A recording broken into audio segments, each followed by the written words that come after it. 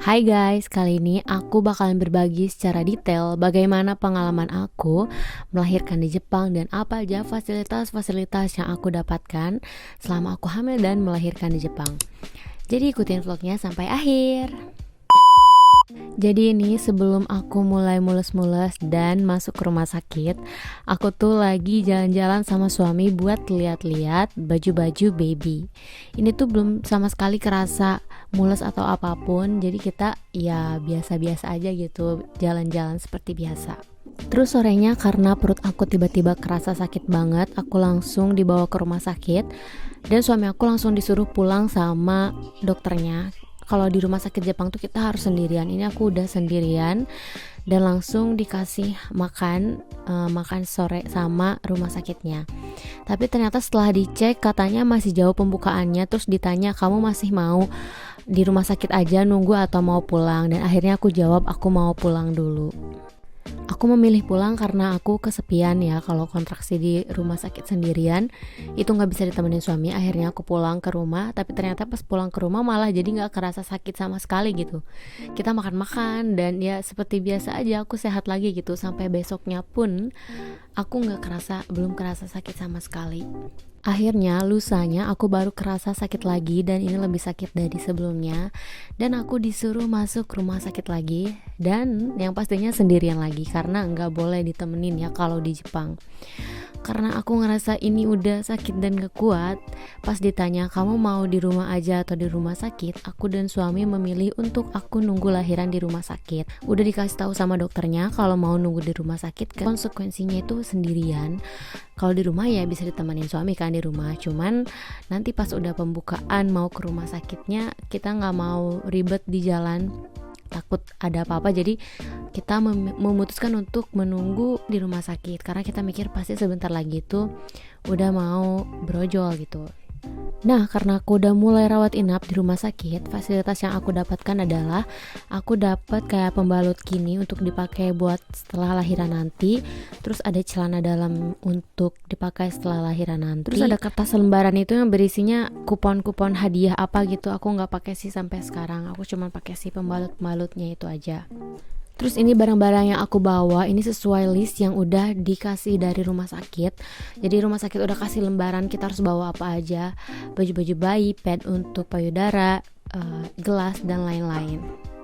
Nah, kalau fasilitas kamarnya ini setiap rumah sakit beda-beda ya. Kalau untuk di rumah sakit tempat aku ini, ruangannya kayak gini, cukup untuk satu orang ya cukup lah. Terus di sini tuh ada kasurnya yang bisa kita otomatis pakai mesin gitu, diangkat kepalanya ke atas gitu. Terus ada telepon juga, ada wifi juga, ada TV, ada lemari, ada kulkas kecilnya juga. Jadi cukup lengkap sih menurut aku. Terus ini juga ada toiletnya ya, masing-masing satu kamar satu toilet. Dan toiletnya itu kayak gini. Nah, toiletnya tuh kayak gini, WC duduk, dan ini tuh toiletnya bersih banget. Terus ada buat ceboknya juga, air ceboknya itu kita bisa pilih air hangatnya juga. Terus ini ada ofuro untuk kita mandi. Terus ada hair dryernya juga lengkap. Terus jadwal makannya tuh sehari 3 kali, pagi, siang, malam, dan makanannya tuh enak-enak banget. Ini ditulis sama aku juga di sini. Dan kalau sebelum lahiran makanannya itu diantar ke kamar. Tapi kalau setelah lahiran nanti kita harus ambil makanannya sendiri ke kantin ya. Jadi pas setelah aku lahiran juga waktu itu disuruh ngambil sendiri, langsung disuruh jalan kaki ambil nasi sendiri. Sebenarnya lumayan sedih karena belum lahiran sih, kayak mau lahiran tapi sendirian. Suaminya malah kerja, terus keluarga juga nggak ada di Indonesia semua. Jadi ya sendirian. Mungkin nanti lahiran juga sendirian. Ya beginilah ya nasib tinggal di negara orang. Aku kan waktu masuk rumah sakit sekitar jam 12 siang dan ini udah jam 4 pagi, sekitar jam 4 pagi, pembukaannya masih cuman buka 7 cm kalau nggak salah, masih belum apa-apa gitu. Sampai sore keesokan harinya pun pembukaan aku nggak maju-maju, tetap segitu-segitu aja. Berarti aku udah lebih dari 24 jam nahan-nahan sakit di sini sendirian dan di negara orang. Dan juga suster dokternya tuh full bahasa Jepang ya, mereka nggak bisa bahasa Inggris, jadi kita harus bisa bahasa Jepang. Jadi aku nahan sakit sambil di kepala aku tuh translate terus bahasa Indonesia dan bahasa Jepang gitu, karena kan selalu komunikasi sama suster dan dokternya. Nah, ini aku beberapa kali ambil foto untuk dikirim ke suami aku dan keluarga aku di Indonesia, karena emang di sini harus sendirian, gak boleh ditemenin. Jadi aku cuma bisa kirim foto-foto doang nih, aku udah kesakitan kayak gitu. Sampai akhirnya udah jam 5 sorean, aku udah gak kuat sama sekali, udah sakit banget, tapi pembukaannya gak maju-maju gitu. Akhirnya susternya bilang kemungkinan ini harus diinduksi. Jadi aku bilang aku pengen ada suami, karena suami kan lebih jago bahasa Jepangnya kan, karena ya orang Jepang gitu, untuk supaya lebih paham gitu. Akhirnya suami aku boleh masuk. Saat itu aku telepon suami langsung keluar kerja, langsung datang ke rumah sakit, dan dokter kasih tahu proses induksi itu seperti apa. Akhirnya kita setuju untuk induksi, dan setelah itu suami tanda tangan surat persetujuan dan aku langsung diinduksi. Oh ya, di Jepang itu harus diusahain selalu lahiran normal, kita nggak bisa memilih, dok aku maunya sesar aja gitu. Kayak di Indonesia kan kalau nggak salah bisa milih ya, correct me if I'm wrong. Kalau di Jepang itu kita nggak bisa milih, harus normal, kecuali kalau misalkan benar-benar darurat dan membahayakan nyawa baru boleh disesar. Jadi aku diinduksi, dan setelah diinduksi pun itu sakit banget ya, berkali-kali lipat tuh setelah diinduksi. Setelah itu akhirnya bayinya lahir. 大きかったから大変だったよね。ねえ、よく無事に生まれました。偉いね。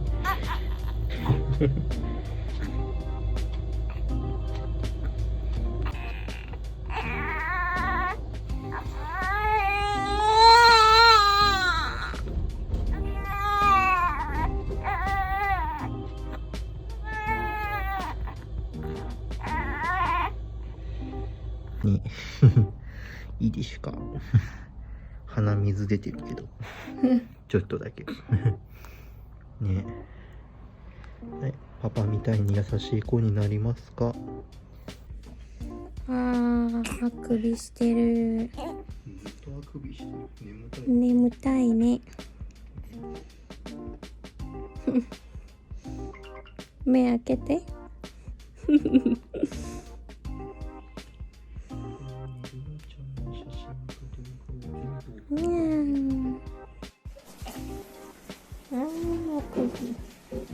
あくびしてるよ。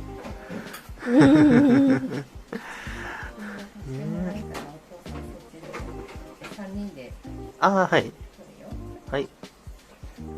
Di sini aku bersyukur banget karena suami aku bisa menyaksikan dan gendong bayi aku walaupun sebentar.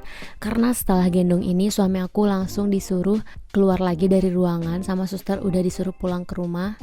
Dan untuk hari itu udah gak bisa ketemu aku lagi, cuman bisa ketemu pas waktu lahiran itu sebentar aja. Bisa ketemu besoknya lagi di pas jam jenguk doang, itu paling lama pun 1 jam. Dan maksimal 1 orang, cuman 1 orang yang boleh jenguk.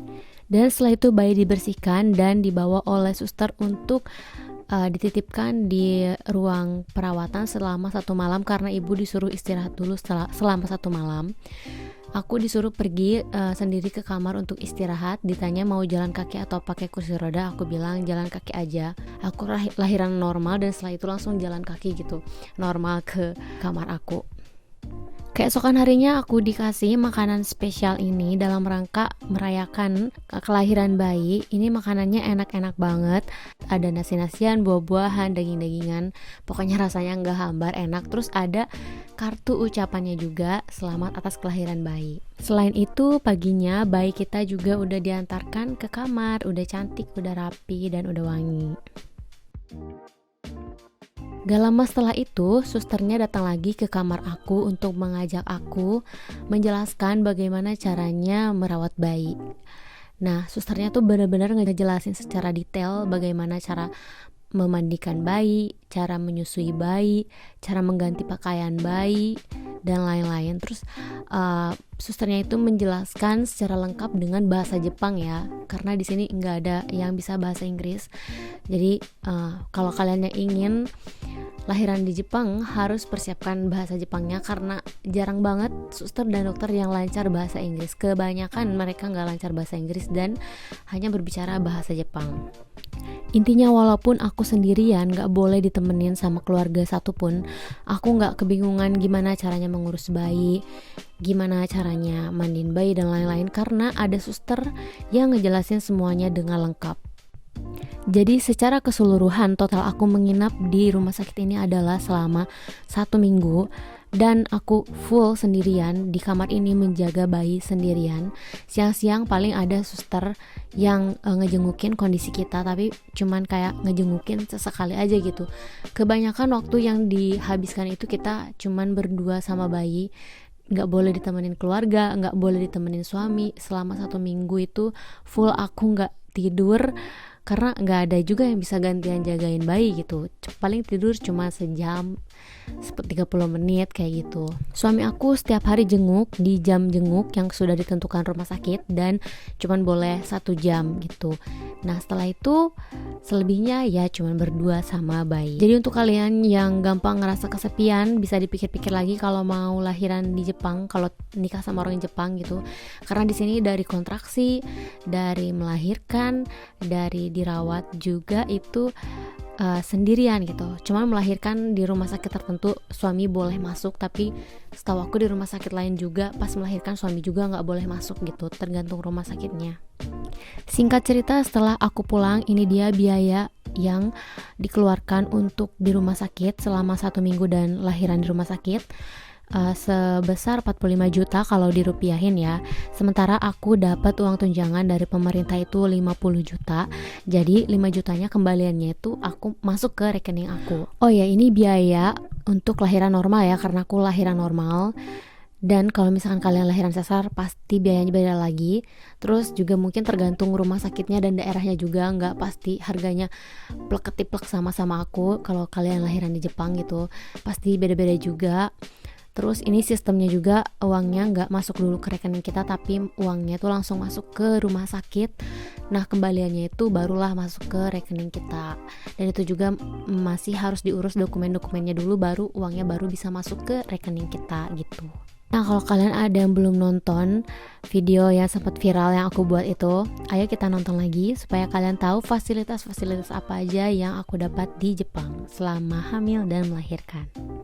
Kali ini aku mau berbagi tentang pengalaman aku hamil dan melahirkan di Jepang. Setelah hamil di Jepang, aku baru tahu kalau di sini tuh nggak ada susu hamil. Kalau di Indonesia kan aku lihat banyak banget dijual susu hamil dan iklan-iklan susu hamil bertebaran gitu.